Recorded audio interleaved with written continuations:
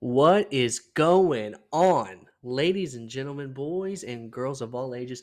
This is episode 3 of the Be Great podcast. Your boy's back.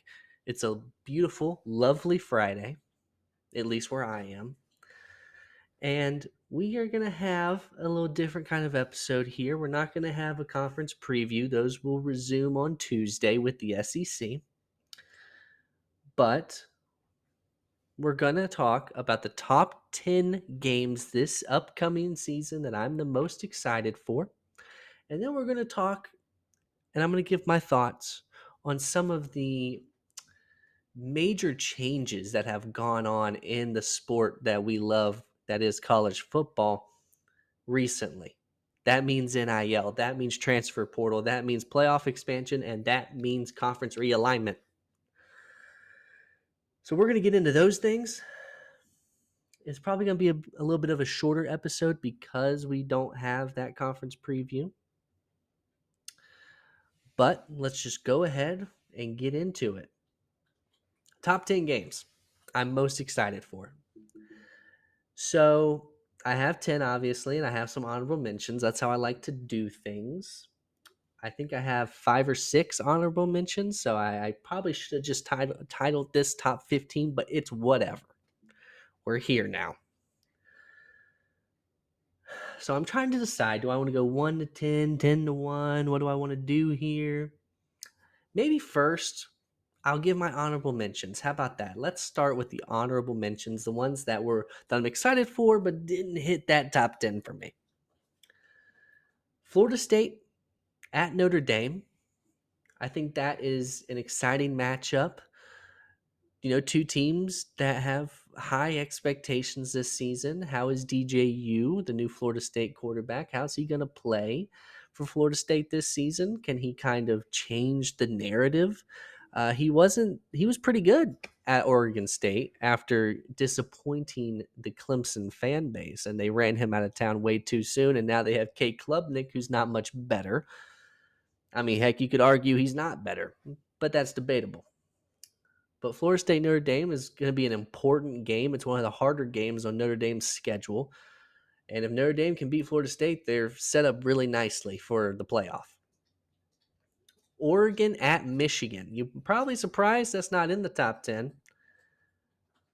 But I think there's a different Big Ten game involving Oregon that is more interesting. I'm sure you can guess. And the reason this isn't in the top 10 is because I think Michigan's going to take a step back this year, especially offensively. They lost a lot, and I mean, we really don't know what the punishment's going to be with these allegations that have come out with them cheating. And there's just a lot up in the air with Michigan. There really is. But they are involved in the top 10. So there is that. I was about to say Kennesaw State. Who watches the Owls? Let's be honest. Kansas State versus Oklahoma State. Might be surprised that I'm even mentioning this game, but I think this is going to be an important game in the Big 12. Kansas State and Oklahoma State are two teams that a lot of people think can make some noise and can win that bid for the Big 12 into the playoff. And so that game could have a lot at stake. Miami versus Florida. I've mentioned, as a Georgia fan, it pains me that the thing I feel like I've talked about the most in all these episodes is this Miami Florida game. But you cannot discount how important the game is. It's massive for Mario Cristobal and Miami. It's massive for Billy Napier in Florida, plain and simple. It's a must win for both of them. And then Tennessee at Oklahoma, I think it's just one of those games. You have two teams that are kind of known for playing second fiddle in a way. I probably shouldn't have said that because if any of their fans watch this, they're going to be pissed that I said that. But that's okay. But they're kind of used to playing second fiddle, although I'll give Oklahoma credit. They've beaten Texas a lot in recent years. But in the overall view of things, they've been kind of playing second fiddle as of late. And I think it's just going to be so cool to watch a game of seeing Tennessee at Oklahoma. I just think that's going to be such a cool scene. But now we'll get into the top 10. At 10, this may be surprising. I have Kansas versus Kansas State. Another big game in the Big 12. Kansas has an easy schedule. I think there's a chance that they have a really good year this year. Same with Kansas State. And it's been a long time since Kansas State has actually really meant something, and it means something this year for sure. At 9, we have NC State versus Tennessee. This is one of those where you have Tennessee facing an ACC team. It was Pitt for 2 years, and now it's NC State. And now NC State, though, is nothing to sneeze at. NC State is a dangerous team, a good team. They were my dark horse for the ACC preview for a reason. And Tennessee is going to have to watch themselves in that game. And it's going to be, Nico's first really big test. And we'll have to see how he does against the NC State team that is going to be good defensively. At 8, LSU versus USC. This LSU USC game, it's so interesting, isn't it? I mean, it's on a Sunday night, and the whole world will be watching. No more Jaden Daniels, no more Malik Neighbors. It's going to be the Nuss bus. It's going to be Nussmeier's show. LSU with a new defensive coordinator because their last one was garbage. And I think every LSU fan would agree with that. We need to see improvements defensively for both of these teams. USC also brought in a new defensive coordinator, a good one. And so we have to see improvements defensively for both of these teams. Have to. You have to, or this game's going to end up being 70-60. And I think we will see defensive improvements for both of these teams. I just think we're going to see more improvement with LSU's defense, and that's why I think they'll end up winning that game. I probably shouldn't have said that because this isn't week 1 game picks, but you get my drift. And also, I think LSU has more, I don't know, talent. I think is a good word to use. They have more talent defensively than USC does right now. So it gives them a better ability to improve. And it's also a game you don't really see very often. And I love games like that, like NC State versus Tennessee, for example. At 7, Notre Dame versus Texas A&M. Pretty much Notre Dame's two biggest games are on here. Well, one was an honorable mention. Notre Dame versus Texas A&M, I think, is a must-win for Notre Dame. If they don't, I don't like the outlook of their season. Now, they lost an offensive lineman, which I don't love. And, a left tackle is very important for a team. And I am worried that they're going to go into a dangerous and rowdy environment with like College Station, and it's going to be too much. And Texas A&M is going to be fired up with a new head coach, and they're just going to run Notre Dame out of town. Now, I'm not saying Texas A&M is going to blow them out. That's not what I'm saying. But I definitely could see Texas A&M winning. And I might pick them. I have no idea. That game's kind of a 50-50 for me. And also, Notre Dame, who's from Indiana, they have to come to Texas in August. You know what that means? It's going to be hot. Like hot, hot. So we'll have to see if that affects them. At 6, I have Georgia at Ole Miss. This is one where Ole Miss, they have to have it. We need to see Lane Kiffin, Jackson Dart, this program prove that they should be taken seriously. And the way to do that is by beating teams like this on your home field, by proving why you deserve to be talked about in the national championship conversation. I think this Ole Miss team is as good as it's been in years. They have a good quarterback in Jackson Dart. Their defense has improved. They did lose Quinshawn Judkins. We'll have to see how that affects them. They lost Antoine Wells. We'll have to see how that affects them. But Trey Harris is a dog, that's for sure. And this is a massive game for Ole Miss. It's a massive game for Georgia as well. They have 3 really hard away games, and this is the last of the 3. And it could be the hardest of the 3.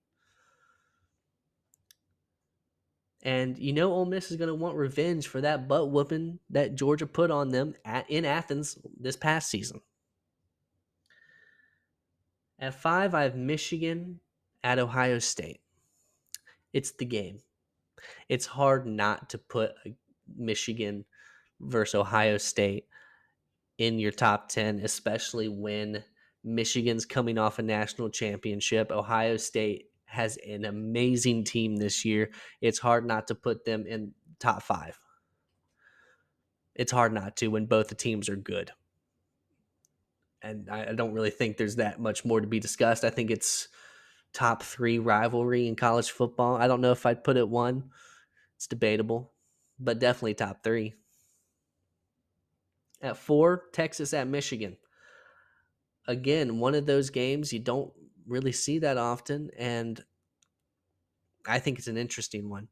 Now, I think a lot of people have been saying that this is a really dangerous game for Texas because Texas, I think everyone kind of agrees that Texas has the better team right now because of everything that Michigan lost. But I just kind of think that Texas is going to be too much for Michigan. Even at Michigan, I just think Texas is going to roll up in there and just be too much for them. I really do. I mean, and it's early on in the season. I don't know if Michigan's going to have everything together offensively that early on. So I just right now I'd pick Texas, and I think they win pretty handedly right now. But again, the Big House is nothing to sneeze at. At 3, I have Georgia at Texas. I think this kind of explains itself. I mean, you arguably have the 2 best teams in the SEC. Georgia has to go to Texas, and that's going to be a crazy environment. Now, I worry for Texas's sake because this is the week after the Red River Shootout or Red River Rivalry, whatever we're calling it these days. It's the week after. So I don't know if Texas is going to be fully prepared for Georgia rolling up in there after facing Oklahoma, because Texas-Oklahoma is always a crazy game. But we'll see. At 2, I have Ohio State at Oregon. I think a lot of people would put this as their number 1, and I wouldn't, diss someone for them putting it as their number 1. I think this game is massively important for the Big Ten. I think this game will tell you everything as far as who the best team is in the Big Ten, because I think it's one of these 2 teams for sure. I think Ohio State has the better roster, but they have to travel to Oregon, and Oregon has a very good roster themselves. And I said it in my Big Ten preview. I think Ohio State loses the regular season matchup at Oregon, but then gets revenge in the Big Ten championship. So I think this game is going to show a lot for sure. And again, it's a game. I would say it's a game we don't see often, but we have seen Oregon versus Ohio State recently. I forget what year that was, but we have seen it recently. But again, it doesn't happen that often. And at 1, I think I had to put this at 1. I had to. It's Georgia at Alabama. I mean, you can't get more SEC, more college football than that.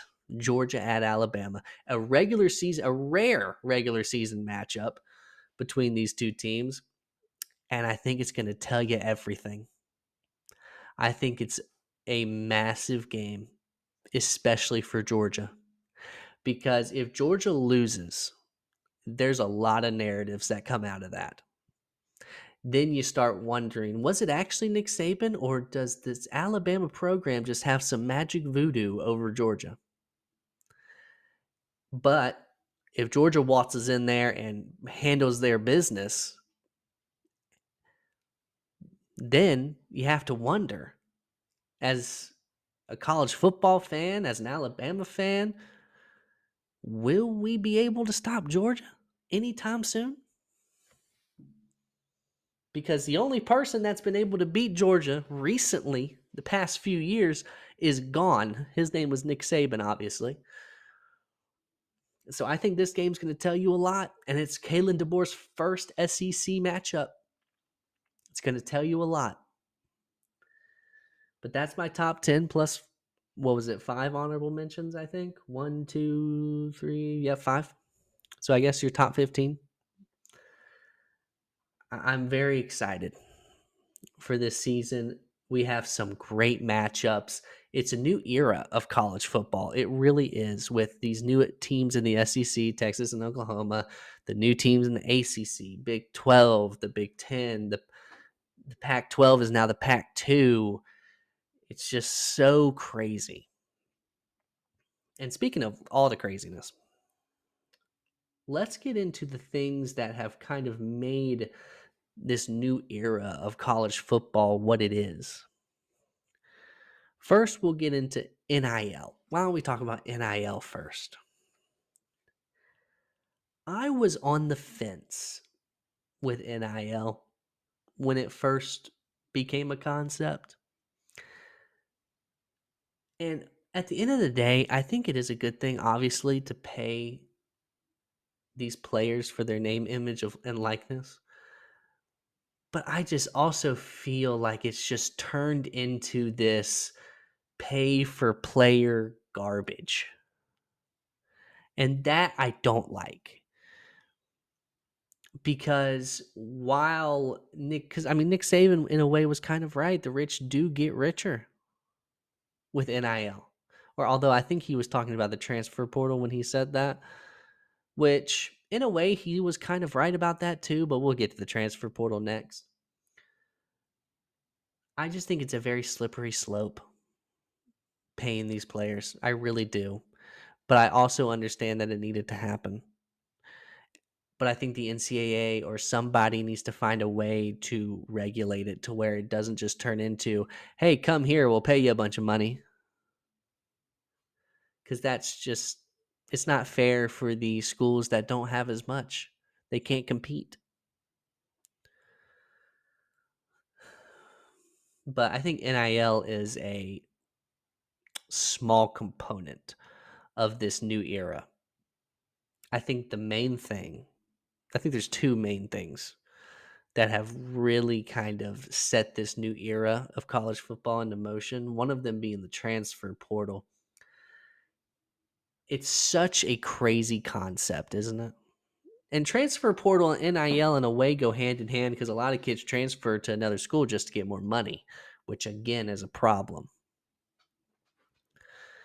And I like the idea of the transfer portal because I think if a coach is allowed to just walk away and just take a job at another school, I think that the athletes should be able to do the same.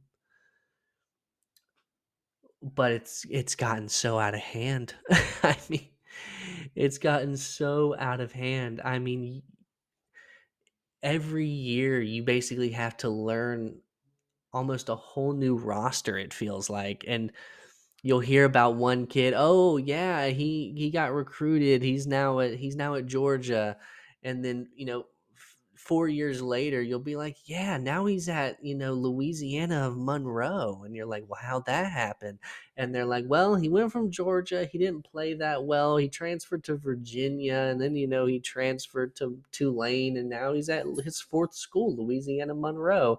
And he might do a fifth year and go to a fifth school, maybe he goes to Rice. And you're just sitting there, and you're just like, you're drowning with all this crap. It's the wild wild west. That's what they call it. It's the wild wild west. But another thing that I think has played a big part in this new era is conference realignment. I It's so crazy looking up the ACC, which is, by the way, for those wondering, the Atlantic Coast Conference. Atlantic, the Atlantic Ocean. And you have Stanford and Cal, who are in California, which is on the Pacific Ocean. You have them in the Atlantic Coast Conference. So now we basically have to change the name to the All Coast Conference. I mean, you see SMU in there as well, from Texas, halfway across the country. And you're just looking at this and you're like, this just makes no sense. Like, if you want to do that, fine, but change your name. The SEC is the only one that makes a lick of sense. The Big Ten doesn't have 10 teams. Big 12 doesn't have 12 teams. It's just weird. It's crazy. And at least the SEC, guess what? They're Southeastern Conference. Guess what? They've stayed in the Southeast for the most part. I will say Missouri was a little bit of a reach, but I digress. Seen Oregon, USC, Washington, and UCLA, seeing them having to play Iowa. Like, it's just crazy. And you have Big Noon Saturday is a thing with the Big Ten on Fox. You're telling me that a USC fan or a UCLA fan in California who's 3 hours behind someone on the East Coast, they're going to have to wake up at 9 a.m. to watch USC at Rutgers in New Jersey? Does that even sound right? Rutgers. I mean, right? Yeah. Let me wake up. Let me set my alarm for 9 a.m. so I can watch Miller Moss throw 4 touchdowns on Rutgers. I can't wait. I don't even know if USC plays Rutgers. I'm just giving an example. I mean, I don't know. And it sucks for the players too. I mean, that's a lot of travel. It's a lot of travel. That's why I talked about in the ACC preview. Miami has to go to Cal. That's not easy. It's not. That's a long way. A long way. And that game might be late at night because it's in Cal. And it's not done. Conference realignment's not done. We hear about Florida State and Clemson wanting to leave, and everyone has their opinions on where they're going to go. There's a lot of talk about them going to the Big 12 because the SEC doesn't want them. The ACC is definitely going to be the next one to, I won't say fall. I think they'll rebound and get some teams, but I think they're going to lose a good bit of their teams next. I don't know when that will happen. Probably not till next season, but it's just craziness. It's absolutely crazy. And I think the Big 12, I think what they've done has been really smart. They were like, look, we're not going to be SEC or Big 10, but we can be the third best conference for sure. And that's what they've done. It's what they've done. And I know I heard a lot of talk about the Big 12 adding Florida State and Clemson. That'd be huge for them. That'd be really huge. Last thing, playoff expansion.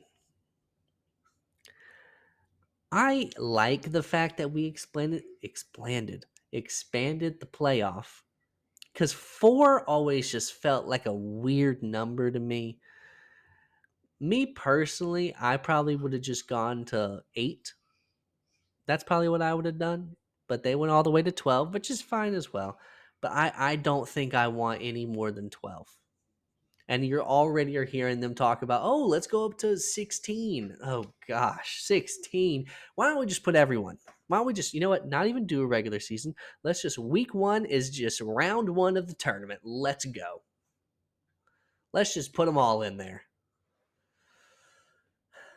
I don't think I'd mind 16 either, but please don't go more than 16. At that point, it's just getting ridiculous. At that point. And I like the format. Each Power Four conference gets a a 1 through 4 seed and gets a bye. Okay, first round is at the better seeds home field, which I think is cool. I think I can't wait to see a playoff game at a college's home field. I think that's going to be so cool, so hype. I mean, can you imagine like a first round playoff game and Penn State's at home? I mean, that atmosphere will go crazy. Or at LSU, oh my gosh, it'd be so cinematic, it'd be insane. It'd be insane. So I like it. I like that aspect. I don't know if I love the basically group of 5 automatic bid at 12 basically. That's just I don't know. I just think you're giving the 5 seed an easy win. And I've gone over so many scenarios for my playoff predictions. I mean, it's going to be a race to the 5 seed. I think being the 5 seed is just as good as being the 1, 2, or 3 seed and getting the bye. Because think of it this way. Let's say Oregon gets the 5 seed, which I think is very possible. And then let's say Utah wins the Big 12. That's what most people think. Utah wins the Big 12. They're the 4 seed. That would mean, and then let's say the group of 5 team is Liberty. So you have Oregon versus Liberty, who just played in a bowl game this past season. Oregon blew their doors off. So Oregon blows their doors off again and then faces the weakest of the Power 4 teams. I think most of us would say Oregon would beat Utah. So they basically, I mean, they get kind of just 2 easier matchups and just kind of waltz into the semifinal, if we're being honest. And that's a lot of scenarios that I've come up with and I've seen other people come up with. And I think it's a race to the 5 seed. And look, maybe it won't turn out like that. Who knows? I sure don't. But I think it's likely. Well, this was a lot shorter episode today because I wanted to kind of give a little bit of a break before we started the SEC preview. Next week, we'll have 2 more episodes. One on Tuesday, one on Friday, just like this week. On Tuesday, we will have, it's looking as of right now, just the SEC preview will be Tuesday's episode. And then on Friday, it will be the Big 12 preview. Plus, I will preview Florida State and Georgia Tech and give my prediction for the game. I might look at some other week 0 games, like maybe I'll look at SMU Nevada. Maybe. I'm kind of tempted to because Nevada was my first rebuild on college football. Oh, wait, no, Liberty was my first one. Nevada was my second rebuild on college football 25. I'm very familiar with their team because of that, actually. So, and I'll low key be a Nevada Wolfpack fan, although I think they're going to be terrible. So I might review that game as well. We'll see. And then after that, we're on to week 1, and it's just it's so close. It's insane how close it is. It's really insane. I just can't believe we have a football game, a college football game next Saturday. I mean, and it's not a scrub game. I mean, Florida State, Georgia Tech. That's nothing to sneeze at right there. That is nothing to sneeze at. I feel like I've said that saying a lot. And my mom, she watches these. She's gonna be like, you said it's nothing to sneeze at quite a bit. You said it like 5 times. And I'll be like, thank you, Mom. I love you too. But and now I'm gonna get in trouble for saying that. Anyways, we are quickly approaching college football. We are quickly approaching greatness. We are quickly approaching sitting on the couch and doing nothing all Saturday long. And this is my favorite thing to do. My favorite thing to do is that right there. I literally have a t-shirt that says sometimes the best thing to do is nothing at all. And that's what we do Saturday when college football is on. So I can't wait.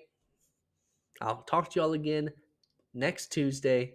I hope you have a great, lovely, wonderful day. Please remember to go outside, be great, and I'll talk to y'all on Tuesday.